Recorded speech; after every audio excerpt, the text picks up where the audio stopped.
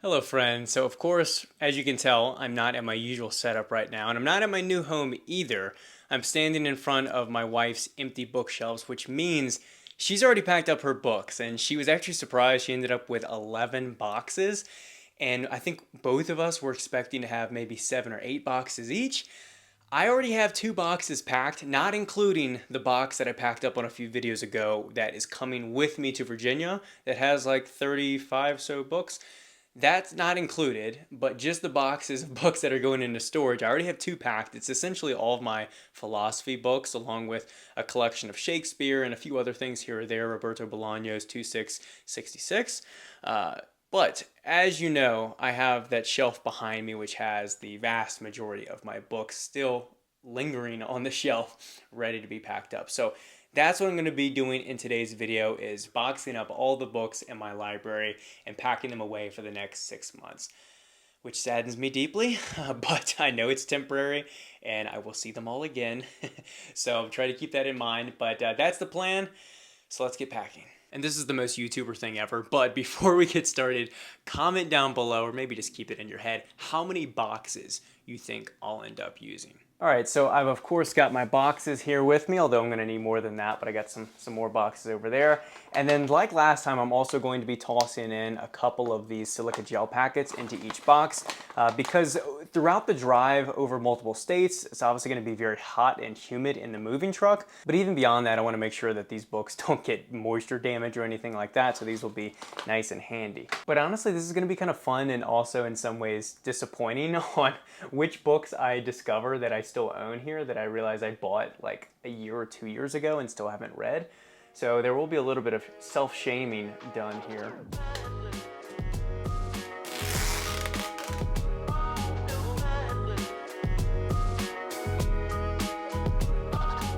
All right, so I got my first box here, and let's start dismantling this shelf. I actually am going to take some of these little Russian knickknacks or decorative items.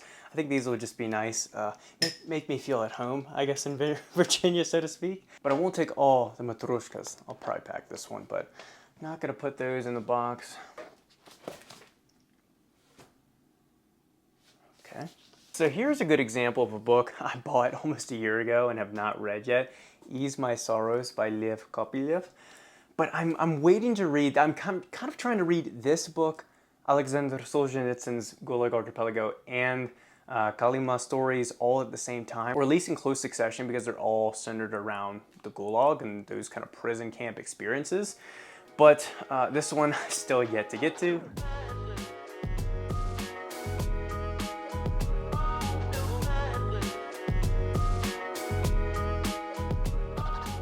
All right, so this is what I was talking about in a previous video about Gorky's autobiographical trilogy that I've been meaning to read. So I already read Детство, or My Childhood, and I bought this, and then I regretted not buying this one in the store in Knoxville. So I called them like as soon as I finished this, and they still had a copy, so I bought this. However, this is the third book, My Universities. I need My Apprenticeship, which is the second book. So I'm gonna have to scout out for that, probably online on AbeBooks, eBay, wherever, to get the middle copy. And actually, I think the same translator and the same publisher did a few other works from Gorky. For example, I know there's I think it's a novel called Mother. He's done, it's in the same kind of size, format, look, and everything like that. So I'd like to just collect all of the editions, honestly, of these. So if you see any of these out and about, email me, let me know, because I'd love to get and just collect all of these. But anyway, packing these away. This was an almost take to Virginia for me. It's a collection of short stories from Yuri Alesha, and the only, actually I just realized that too, it has Envy in it, which is pretty neat. I have Envy as a New York Review of Books right here. I don't think New York Review of Books has published any of his other stories, and I don't know if they're worth a damn, but we're gonna find out with this nice edition. This was published by Washington Square Press, 1967. And just like, maybe this is just something specific to Yuri Alesha, but this has a nice little illustration right here. And even the New York Review of Books has a few like drawn illustrations like that as well. So maybe that's something that he did. But here's what I'm talking about. There's some of these presses. There's another one I'm going to show you later that they published a bunch of really unique or more obscure Russian writers at the time. Boris Pilnyak, Vladimir Mayakovsky, Osip Mandelstam, Anna Akhmatova, and others as well. And it's like I need to find all of these editions because they're really well made. So again, keep an eye out, I suppose.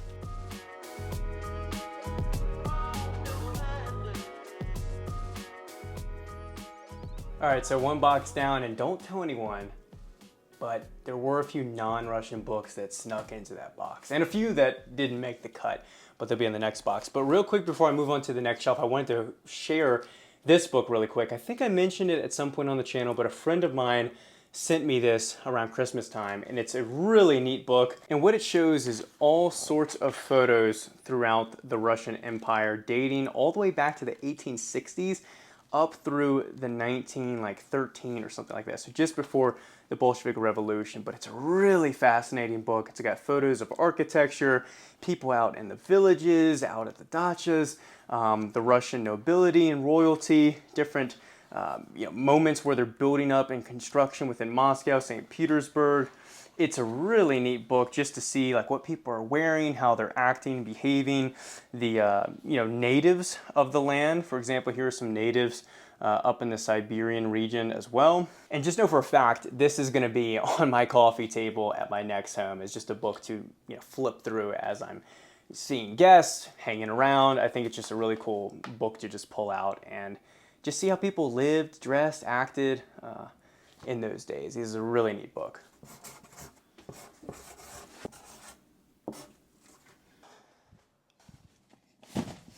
All right, on to box number 2, or technically 4.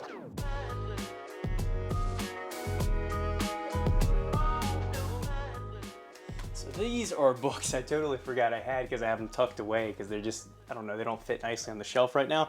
But this 2-volume set of The Demons by Khamito van Dodora. I actually have a full, I think it's like 43-minute video, and of course I have a written review as well discussing this work. I don't think it's for everyone, but it's also like a magnificently, steadily enjoyable book. Like it's one I'd probably never recommend, but it's also awesome for the right person. I don't know. I explain it far better in my review, so I'll link that somewhere, but tucking these away. And then tucked over here are all of my Penguin classics, along with a few others. Like I have 3 Kafka works here, 3 Camus, but most of my Penguin classics are tucked back here, so I'll probably fit those in the box.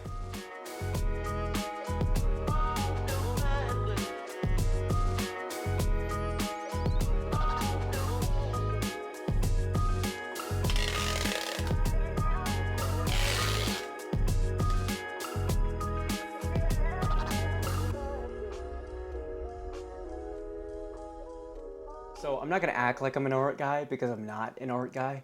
However, I do have this neat book I bought as well after reading The House of Government by Yuri Sloskin. And towards the end of the book, he references artwork from Eva Levina Rosengoltz. Hopefully I'm pronouncing that right. But she drew these, and I should preface that by saying Russian painter, and lived, I think, through the Stalinist regime and just all the horrors and conflicts and wars from the Bolshevik Revolution through World War II. And she has these very emotional, evocative paintings of all sorts of imagery that just feels heavy, it feels dark, it feels like it almost contains like the suffering of generations within it. And I just love the artwork. This is the only place I could really find like all of her prints. You can find some of it, I think, if you Google. But I found this little book on Abe Books. I think it was printed when she had an exhibit at the Washington, D.C.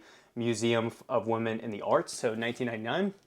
Bought this. This will definitely be another nice like coffee table book to leave out and just flip through from time to time. You know, it may not seem like it, but I think I'm doing a pretty damn good job packing these boxes like as tight and geometrically efficient as possible. I'm only on starting my 5th box, and granted, I have a ways to go. However, my expectation that I was going to reach 10, maybe even 11 boxes, it's pretty low. Granted, my wife is packing all of her physical books, and I'm kind of like taking another box with me. but still, we're gonna ignore that. But on to box number 5. And I think in this box, I'm gonna put a few of my nicer editions, cloth-bound books, like this box set, The Sound and the Fury London Folio Edition, and I'm gonna wrap it up because it's too nice, way too nice to risk any damage to.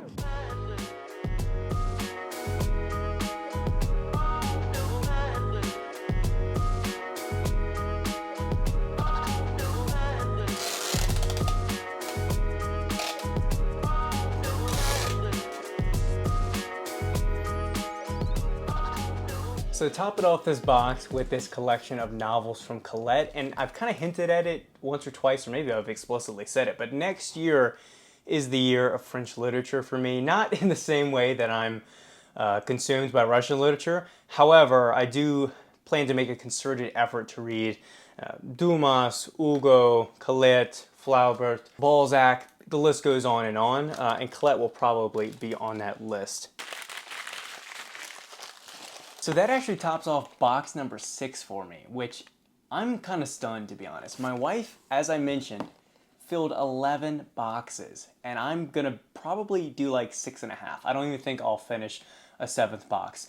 Now, in her defense, because we were just talking about it, her books, most of them are modern, contemporary, either romance, genre fiction, fantasy, things like that. A lot of them have double spacing, a lot of them or the pages are almost like thicker. Everything is just almost more spread out. The margins are like bigger versus, you think about something like a New York Review of Books. This is like 300 pages and it's still fairly thin versus her 300-page book might be a bit more of a chunker. I don't know exactly why that is. That's more of a question for publisher to publisher and things like that. However, that's what her and I are assuming is the reason why she filled up so many more boxes than me, because I think she does have more books than me, but it's not 5 boxes more, I would say. But gonna top off this box here, tape this up, and then I want to show you 2 books that I put aside to mention something about. Now the first book I want to mention and discuss a little bit is The Created Legend by Fyodor Sologub.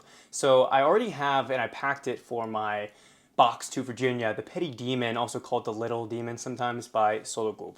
Now, this book I ended up finding here locally at an antiquarian shop here in Colorado Springs, and I was looking on the back. It's published by Hyperion Press over in Connecticut, and I was looking here on the back, and I was reading off some of these names and some of these titles, and they not only have Ivan Bunin, Ivan Goncharov, who I've raved about on the channel, Alexander Kuprin, Nikolai Leskov, Soltykov-Shchedrin, Sologub. They also have different plays and a novel called First Love by Turgenev, which I know does have a Penguin Classic, so I'll relax a little bit there. But there's all these other copies and titles from authors that I know for a fact like aren't in print right now. Now some of them are in print. Like I said, Turgenev has a few Penguin Classics. Soltykov-Shchedrin is published by New York Review of Books. You could find Goncharov's Oblomov from time to time. But there's all these other ones. And so I don't know. I'm curious if any of you have seen some of these Hyperion Press books out and if they're still a thing. And then the other one is Tuluria by Vladimir Sorokin. I wasn't going to pack this, but I'm tempted. And by the time you see this video, I'll probably be driving, so who knows if I actually ended up taking it, but I think I'm going to leave it outside of the box for now. And if I need to bring it along with me, it's not too big, so it won't be a big deal. But I'm still working on the project. I have the larger project for Sorokin's works. I have a lot more reading of Sorokin to go, so it's still a work in progress. Don't expect a video really even by the end of the year. But eventually expect a larger project surrounding Sorokin. All right, let's pack this last box.